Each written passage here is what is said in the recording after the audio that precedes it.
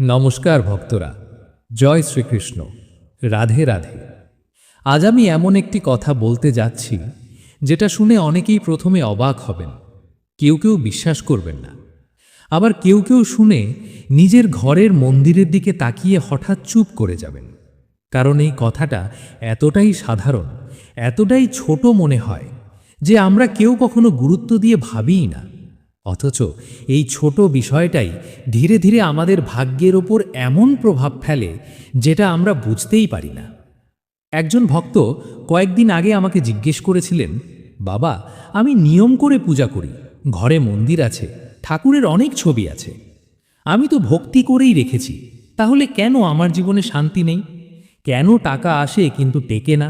কেন বাড়িতে অকারণে ঝগড়া, অসুখ, মানসিক চাপ লেগেই থাকে? ভক্তরা, আমি তখন তাকে একটা প্রশ্ন করেছিলাম, বলেছিলাম, তোমার মন্দিরে কয়টা ঠাকুরের ছবি আছে? সে একটু হেসে বলল, বাবা, গুণে দেখিনি, তবে অনেক আছে।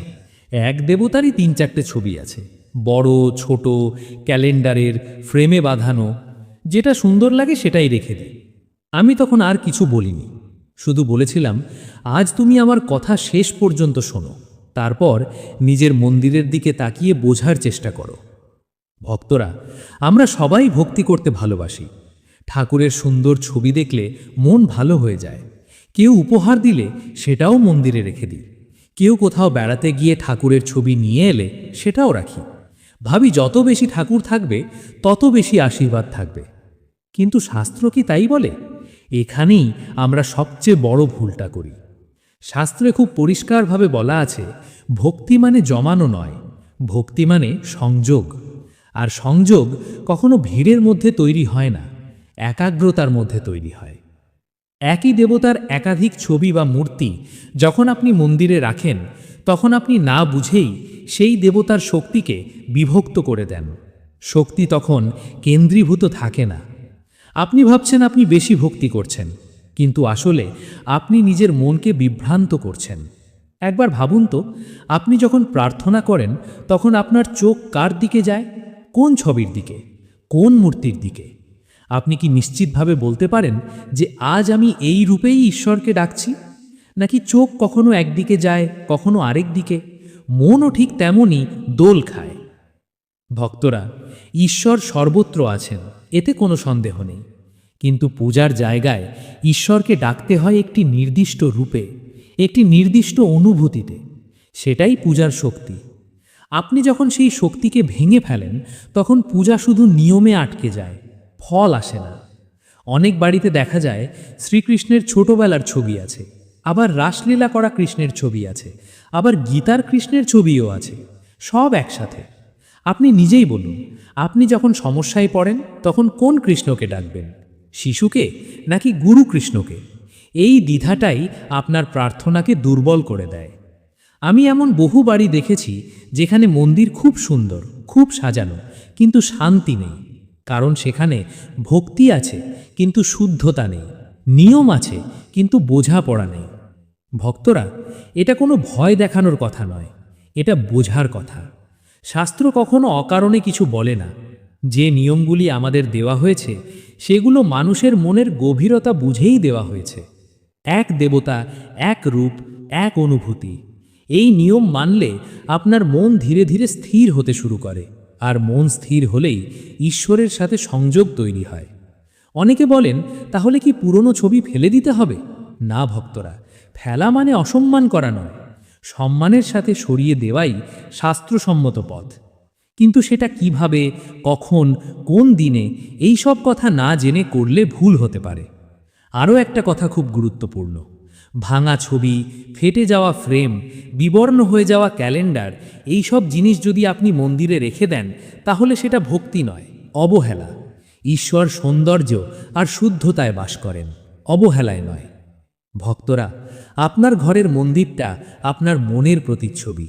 সেখানে যদি অগোছালো থাকে, তাহলে আপনার জীবনেও অগোছালো ভাব আসবেই। এটা কোনো জাদু নয়, এটা শক্তির নিয়ম। এই কথাগুলো হালকাভাবে নেবেন না। নিজের ঘরের মন্দিরের দিকে আজ একবার চুপচাপ তাকান। তর্ক করবেন না, প্রশ্ন করবেন না, শুধু দেখুন। আপনি যখন আজ চুপচাপ নিজের ঘরের মন্দিরের দিকে তাকালেন, হয়তো খেয়াল করেছেন একই দেবতার একাধিক ছবি, একাধিক মূর্তি, কিছু পুরনো, কিছু নতুন, কিছু খুব যত্ন করে রাখা, আবার কিছু শুধু রাখা আছে বলে রাখা।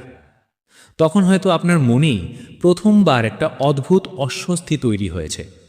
কেন জানি মনে হয়েছে এতদিন যেটাকে ভক্তি ভেবে এসেছি সেটার ভেতরে কোথাও একটা ভুল লুকিয়েছিল।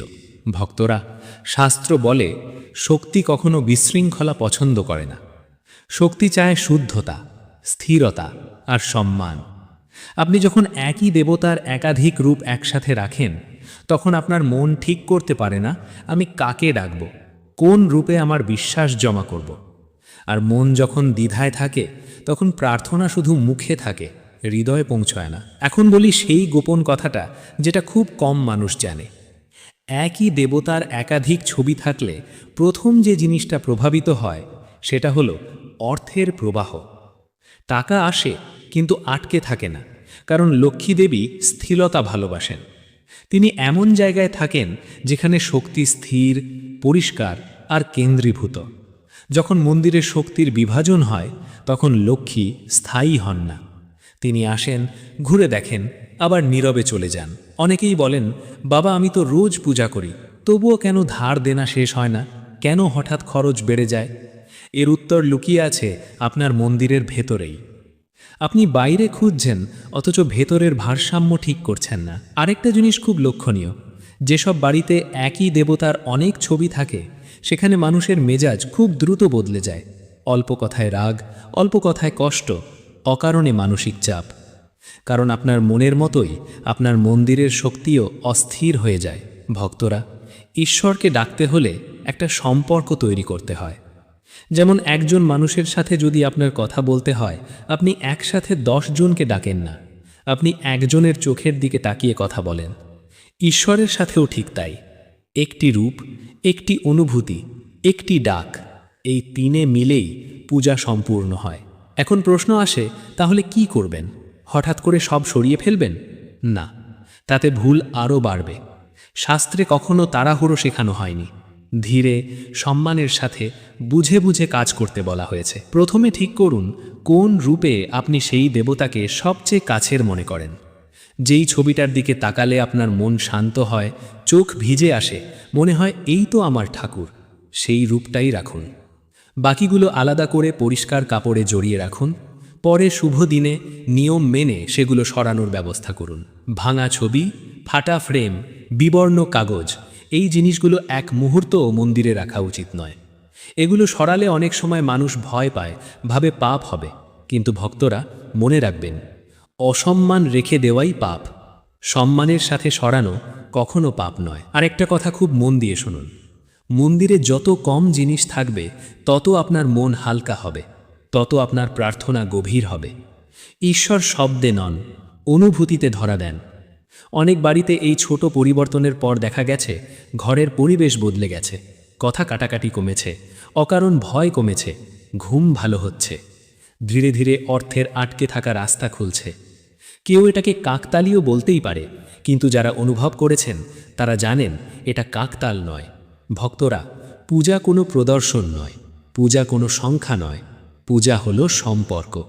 আর সম্পর্ক সবসময় সরল হয়, ভারী হয় না। আজ যদি এই কথাগুলো আপনার হৃদয়ে একটু হলেও নাড়া দেয়, তাহলে বুঝবেন এই ভিডিওটা শুধু শোনার জন্যে নয়, বোঝার জন্যে ছিল।